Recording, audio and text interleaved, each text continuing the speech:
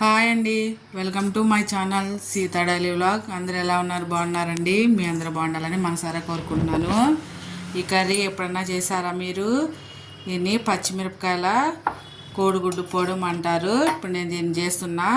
ఒక 5 గుడ్లు, పచ్చిమిరపకాయలు, ఒక చిన్న ఉల్లిపాయ వేస్తాను. నేను మిక్సీ వేసుకుందాం. పచ్చిమిరపకాయలు ఇలా మిక్సీ వేసుకొని మిక్సీ పట్టుకోవాలి. ఉల్లిపాయను పచ్చిమిరపకాయలు చూపిస్తా. నా పచ్చిమిరపకాయలు మంటలు ఇవ్వండి, అందుకే ఇన్నేసా. అయినా 5 కోడిగుడ్లకి మాత్రం పచ్చిమిరపకాయలు ఉండాలి, అప్పుడే బాగుంటుంది. కారం లేవు, అందుకే అన్నేసాను. ఉల్లిపాయలు ఇలా ముక్కలు కోసుకొని వేసుకోవాలి. పచ్చిమిరపకాయలు కూడా ఇలా రెండుగా చేసుకొని మిక్సీ పట్టుకోవాలి. మరీ మెత్తగా కాకుండా మరీ ఇత్తులు కాకుండా కచ్చపచ్చగా మిక్సీ పట్టుకోవాలి. మిక్సీ పట్టే చూపిస్తా. దీన్ని 2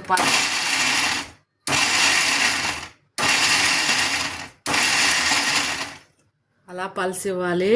చూసారా, ఇలా ఉండాలి పలుకులు పలుకులుగా, అప్పుడు చాలా బాగుంటుంది. ఇప్పుడు కూర చేద్దాం. ఇప్పుడు దగ్గర నుంచి చూపిస్తున్నా.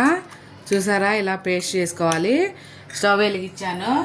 స్టవ్ వెలిగించి కంచులు పెట్టుకొని దీనిలో ఒక 3 స్పూన్లు నూనె వేసుకోవాలండి. పచ్చిమిరపకాయలు కదా, కొంచెం ఫ్రై అవటానికి నూనె వేడవనిద్దాం. అయింది. ఇప్పుడు ఇది ఇందులో వేసుకుందాం. సాధ్యమైనంత వరకు స్పూన్తోనే వేసుకోండి. పచ్చిమిరపకాయలు కదా, మంట పుడుతుంది. స్పూన్తోనే వేయండి. మొత్తం వేసుకున్నాక నూనెలో ఈ పచ్చిమిరపకాయల పేస్ట్ని బాగా ఫ్రై చేయాలండి. బాగా ఫ్రై అవ్వాలి పచ్చిమిరపకాయల పేస్టు. ఫ్రై అయ్యాక ఇందులో ఒక 1/2 స్పూను పసుపు వేస్తున్నా.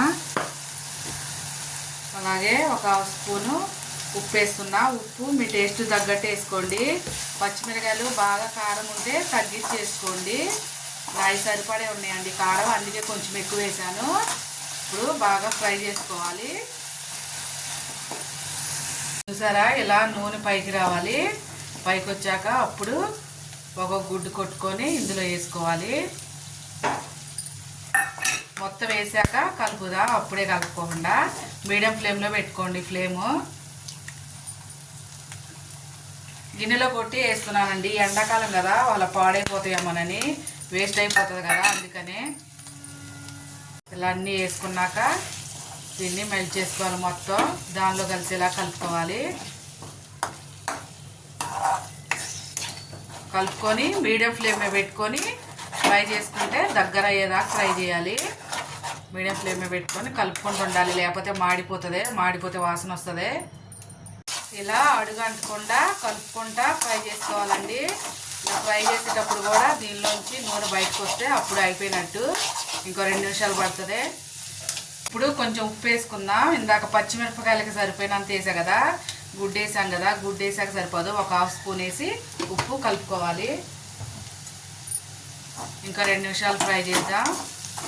చూసారా, ఇలా నూనె సపరేట్ అవ్వాలి, అప్పుడు అయిపోయినట్టు.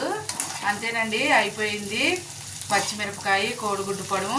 ఇవాళకి ఈ వీడియో ఇంతేనండి. నా వీడియో కనుక నచ్చితే ప్లీజ్ ఒక లైక్ కొట్టండి. నా ఛానల్ని సబ్స్క్రైబ్ చేసుకోండి ఫ్రెండ్స్. ఉంటా, బాయ్.